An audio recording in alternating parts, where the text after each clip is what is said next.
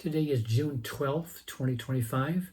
My name is Rob Carr of Kalamazoo Right to Life, and this is Pro-Life Week. Well, I've been gone for a short while, and it's time to get back in the chair and resume our little meetings of sorts.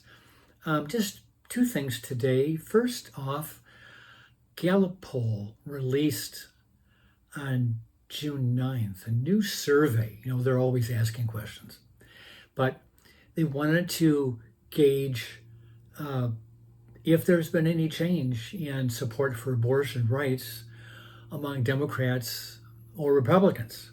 And indeed, there has been a change. Among Democrats, support for abortion rights has gone up from 2022, since the Dobbs decision. Support for abortion rights has gone up from 69 to 83%. Now that's a big jump in just 3 years. Now, conversely, among Republicans, support for abortion is at 20%. So basically 80% of all Republicans. When I say Republican or Democrat, I'm not talking about office holders, people who are elected officials. I'm talking about voters, average voters who are being contacted by Gallup to answer some questions. These are average citizens. So it's not some senator or council member. It's just average Joe answering questions on the phone. So 20% of Republicans have taken the pro-abortion position, while 83% of Democrats have taken that position. So it really does show that there is a big divide between the two parties on the issue of abortion.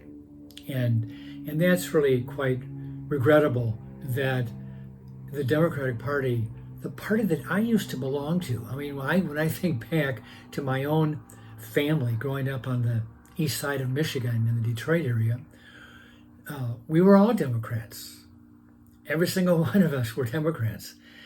But like I've said before, not necessarily on this program, but to other people I've talked to over the years, I did not leave the Democratic Party. The Democratic Party left me because they changed on so many issues, primarily over the issue of life. Democrats back in the late 1960s were, for the most part, either neutral on the issue or were pro-life.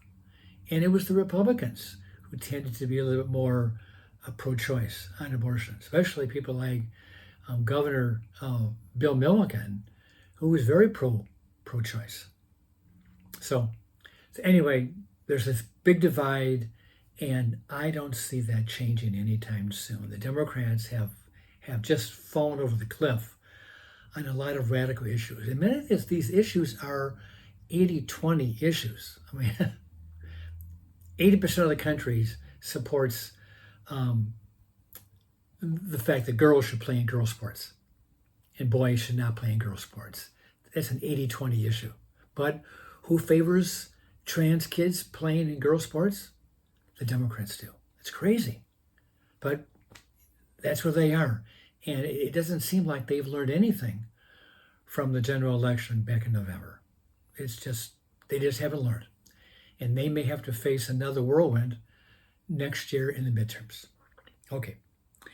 Number 2, the FACE Act. We've talked before about the FACE Act. Mark Houck, arrested in Philadelphia, tried for pushing down a man outside of an abortion clinic, and if found guilty, he was going to face 10 or 11 years in prison for violating this FACE Act. Well, after Donald Trump won his election for a second term, a lot of Republicans have said, now is the time to repeal the FACE Act. And we've talked to about, are they going to defund Planned Parenthood? Well, we're not talking about that today, and that's still an iffy issue. But we're talking about the FACE Act. And Chip Roy, congressman from Texas, is the chief sponsor in the House, and he has said that since 2021, since the Biden administration, 92% of all FACE Act violators have been pro-life activists. And, and some of them were pardoned by Trump just a few months ago after he took office in January.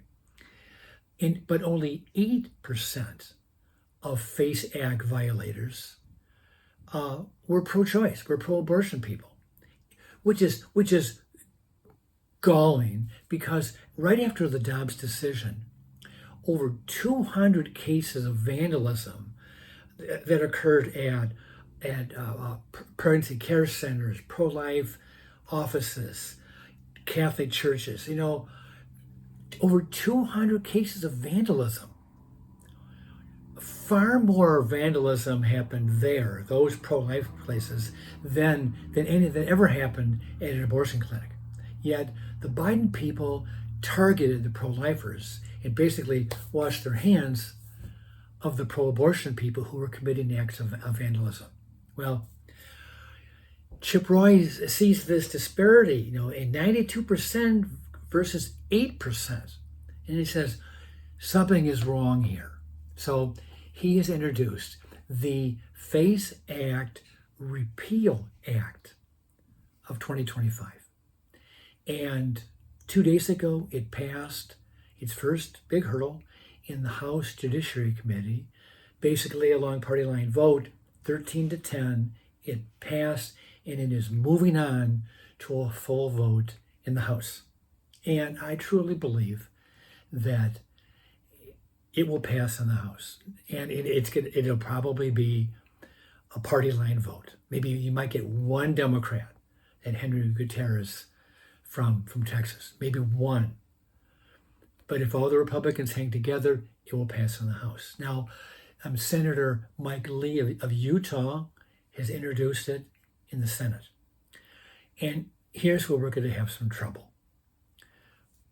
The Democrats wanted to get rid of the filibuster last year, the last 2 years, and that was stopped by Senators Manchin and Sinema, Democrats who didn't want to do it. Well, so now the issue is the filibuster still exists, and the Democrats will use it most likely in an effort to kill this FACE Act repeal. So let's suppose that every Republican senator, there are 53 senators, let's say all the Republican senators, even the moderates, vote to repeal the FACE Act.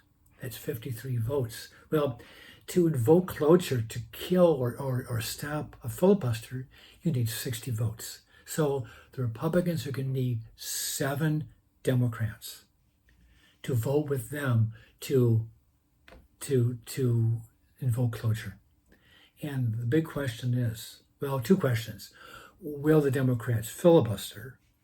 And then 2, if they do filibuster, will there be 7 senators to vote to stop the filibuster? And I have my doubts. Well, first of all, I think they're going to filibuster, because if they don't filibuster, then it'll pass by a simple majority of 50 senators, because if it's 50-50, then Vice President Vance can step in and break the tie to make it 51. But I truly believe if it's not filibustered, it goes to the full vote in the Senate, and it'll pass 53 to maybe 47. I hate to say that, because we desperately need the FACE Act repealed.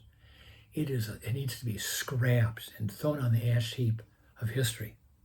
But will there be enough Democrats with enough moral fortitude to do the right thing?